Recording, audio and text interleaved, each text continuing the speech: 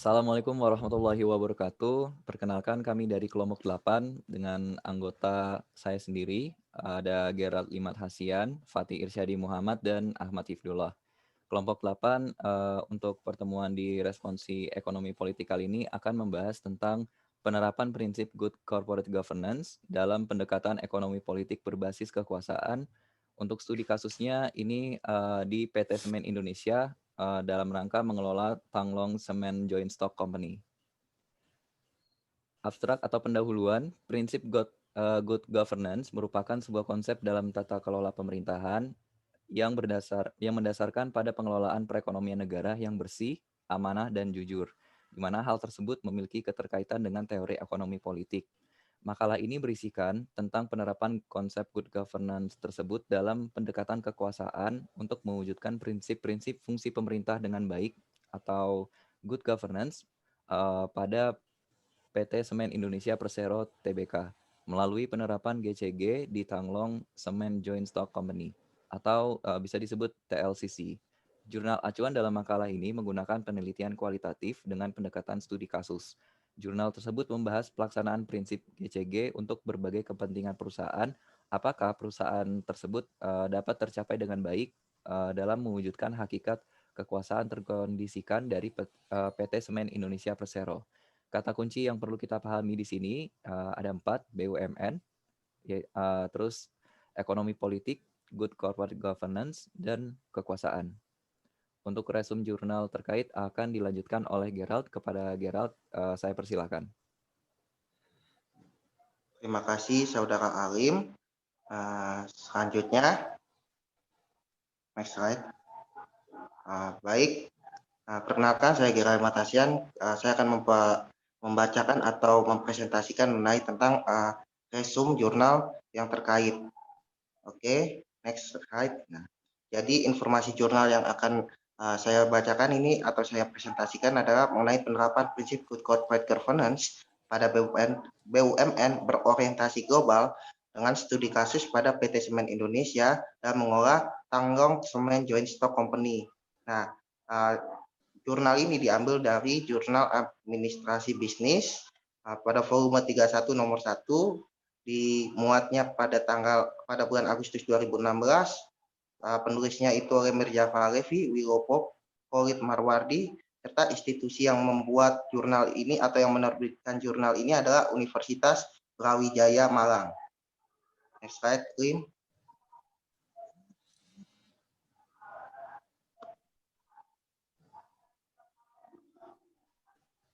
Next slide, Lim. Sudah belum ya? Ini udah di ringkasan soalnya. Ini belum. Di gua masih informasi jurnal. Oke, udah. Udah, Lim. Nah, yang selanjutnya adalah mengenai ringkasan keseluruhannya. Nah, meningkatnya kinerja dari perusahaan itu akan berimbas pada jumlah keuntungan yang didapatkan dan juga meningkatkan nilai perusahaan di mata investor sebagai salah satu langkah untuk meningkatkan kinerja, efisiensi, dan profesionalisme pekerjaan. Nah, kemudian muncul sebuah prinsip yang dapat dipercaya mendorong terjadinya peningkatan kinerja dari perusahaan. Prinsip tersebut adalah good corporate governance. Dalam artian good corporate governance ini adalah mengefisienkan tata kelola perusahaan menjadi lebih baik. Nah, penerapan prinsip good corporate governance ini diawali atau berawal dari saat Indonesia itu mengalami recovery ekonomi pada tahun 90-an. Nah, adapun prinsip-prinsip good corporate governance yang waktu itu dibuat berdasarkan peraturan Menteri Negara berdasarkan Badan Usaha Milik Negara nomor 1 MBU 2011 adalah satu, transparansi, yang kedua itu akuntabilitas, yang ketiga itu pertanggungjawaban, yang keempat itu adalah kemandirian, yang kelima itu adalah kewajaran. Selanjutnya, Lim.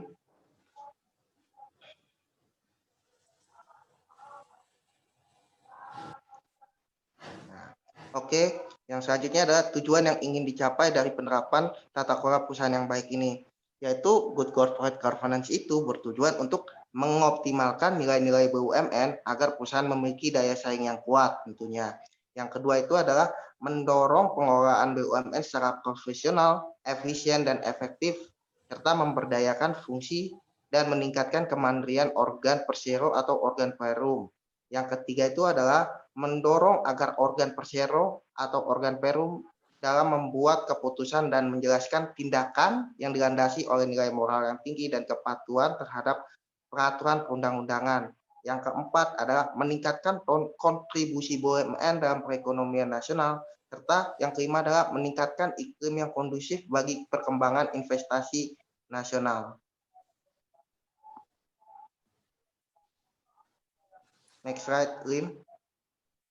Nah, apabila kita lihat dari, selanjutnya, apabila kita lihat dari penerapan GCC yang diterapkan oleh PT Semen Indonesia, ada beberapa penerapan yang terdiri dari 5 indikator tersebut: akuntabilitas, transparansi, pertanggungjawaban, kemandirian, hingga kewajaran dan kesetaraan. Nah, misalnya akuntabilitas CGCC yang telah diterapkan PT Semen Indonesia kepada PT perusahaan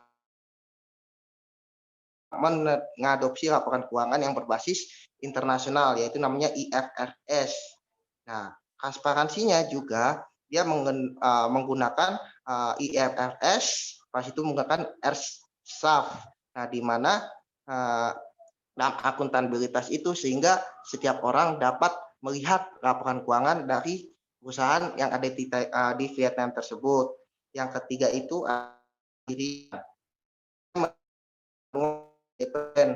karena di Indonesia dengan di Vietnam kan ada perbedaan, di mana di Indonesia itu dia memiliki perbedaan job desk antara komisaris dengan direksi, sedangkan di Vietnam itu kemandiriannya masih kurang karena antara direksi dan juga presiden komisaris itu ya satu orang yang megang. Jadi tentang kredibilitas dalam menjalankan perusahaan dengan orang yang bertugas memberikan penilaian atau mengawasi perusahaan itu berbeda. Berbeda di Indonesia tapi sama di Vietnam. Selanjutnya adalah pertanggungjawaban, yaitu mengimplementasikan program CSR yang sesuai International Standard Organization. Dalam arti pertanggungjawaban di Indonesia sendiri ada undang-undang yang mengatur CSR. Jadi CSR ini sebagai tanggung jawab dia yang mengikuti undang-undang yang ada di Indonesia untuk setiap perusahaan memberikan bantuan kepada kepada masyarakat. Nah, namanya CSR. Nah, di Vietnam itu belum ada regulasi yang mengatur tentang undang-undang pertanggungjawaban itu secara lengkap. Makanya diusahakan dalam implementasinya di Vietnam. Selanjutnya adalah kewajaran dan kesetaraan, yaitu untuk dapat menampilkan informasi perusahaan pada website perusahaan. Artinya kewajaran dan kesetaraan ini bagaimana setiap orang dapat mengakses dan untuk shareholder sendiri atau pemegang saham akan diberikan suatu pemberian hak yang sama. Artinya apabila ada pemegang saham yang satu dengan yang lain akan sama sesuai dengan jumlah saham yang dipegang oleh shareholder itu sendiri. Selanjutnya, Lim. Next slide. Untuk konsep teori akan disampaikan oleh Fatih Irsyadi Muhammad. Kepada Fatih, dipersilakan. Oke, terima kasih Alim atas kesempatannya. Oke, saya Fatih, izin menjelaskan mengenai konsep teori. Jadi dalam konsep teori ini kita mengangkat pendekatan kekuasaan dalam ekonomi politik. Itu kemudian interaksi antara kekuasaan dengan fenomena ekonomi merupakan salah satu fokus dalam ekonomi politik. Namun terdapat hambatan dalam penyusunan kerangka ekonomi politik berbasis kekuasaan ini, di mana dalam pandangan ekonomi sebagai perilaku pasar, maka pasar bebas dapat menjadikan alokasi berbasis kewenangan atau kekuasaan menjadi tiada. Kemudian ada dua pendekatan dalam pendekatan kekuasaan ini. Yang pertama, pendekatan kekuasaan dalam pasar. Salah satu keutamaan yang diusung perekonomian pasar yaitu memungkinkan terjadinya penumpukan kekayaan masyarakat sehingga individu dapat memenuhi kebutuhannya. Namun, perekonomian pasar kapitalistik cenderung mendistribusikan kekayaan yang tidak merata antar orang, sehingga tercipta struktur kekuasaan yang berlapis-lapis atau menyebabkan yang kaya semakin kaya dan yang miskin semakin miskin. Sehingga dalam pasar kapitalistik, kekayaan adalah ukuran dari berapa banyak kekuasaan yang dimiliki, yaitu semakin kaya seseorang, maka semakin besar kekuasaannya. Kemudian pendekatan yang kedua adalah pendekatan kekuasaan dalam perusahaan. Mayoritas perusahaan besar beroperasi dalam negeri cenderung berstruktur oligopoli, di mana 4 perusahaan yang besar atau CR4 memiliki market share hampir 99%. Kekuasaan potensial oligopolis terletak pada kemampuannya dalam mempengaruhi dan penguasaan seluruh faktor produksi atau sumber daya produksi. Kemudian, selanjutnya, terkait dengan good governance. Good governance adalah tata kelola yang baik. Adalah serangkaian proses yang berlaku untuk kedua organisasi sektor publik dan swasta untuk menentukan suatu keputusan. Penerapan tata organisasi sektor publik yang baik dan tata yang baik. Kemudian penerapan tata kelola swasta yang baik disebut good corporate governance atau tata kelola perusahaan yang baik. Nah, dalam tugas kali ini kami fokus untuk menggunakan pendekatan good corporate governance. Mungkin bisa dilanjutkan. Selanjutnya itu ada penjelasan mengenai good corporate governance. Jadi dalam suatu jurnal yang ditulis oleh Pahlavi tahun 2016, good corporate governance adalah sebuah prinsip yang diterapkan di dalam sebuah organisasi yang ditunjukkan untuk mengatur hubungan orang-orang yang terlibat demi terbentuk kinerja yang baik, yang diharapkan dapat memberikan nilai tambah dari organisasi tersebut. Ada 5 asas dari good corporate governance menurut KN atau Komite Nasional Kebijakan Governance tahun 2006, yaitu yang pertama adalah transparansi, yang kedua adalah akuntabilitas, yang ketiga adalah responsibility, yang keempat adalah independency, dan yang kelima adalah fairness atau kewajaran dan kesetaraan. Kemudian dalam tugas kali ini kita mengambil contoh dari BUMN yang menerapkan good corporate governance, gitu. Di mana definisi BUMN menurut pasal 1 ayat 1 UU nomor 19 tahun 2003, BUMN adalah badan usaha yang seluruh atau sebagian besar modalnya dimiliki oleh negara melalui penyertaan secara langsung yang berasal dari kekayaan negara yang dipisahkan. Kemudian, berdasarkan definisi tersebut, BUMN adalah badan usaha yang dimiliki negara. Karena dimiliki oleh negara, BUMN bertindak sebagai kepanjangan tangan dari negara yang mengangkut hajat hidup orang banyak atau masyarakat. Nah, kemudian berbeda antara BUMN dengan perusahaan swasta, karena dalam kegiatannya BUMN berorientasi terhadap kepentingan hajat hidup orang banyak, sementara perusahaan swasta hanya berorientasi kepada kepentingan keuntungan atau ekonomi dari pemilik modal saja. Mungkin itu yang dapat saya jelaskan. Terima kasih.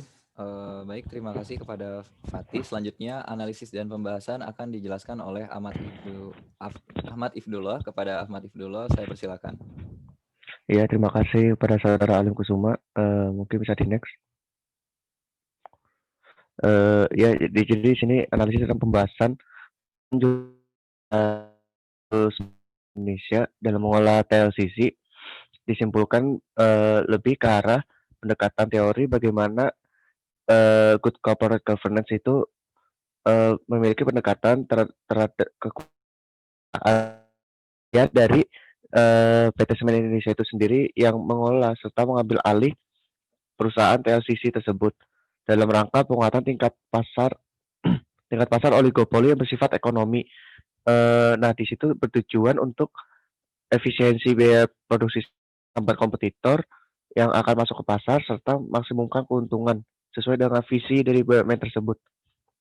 Kemudian negara Vietnam itu dilihat dari political and equality atau PERC yang menggambarkan skor penerapan corporate governance di Asia, bahwa skor Vietnam tuh masih di bawah di Indonesia dari 11 negara tersebut dan belum sebaik dari Indonesia.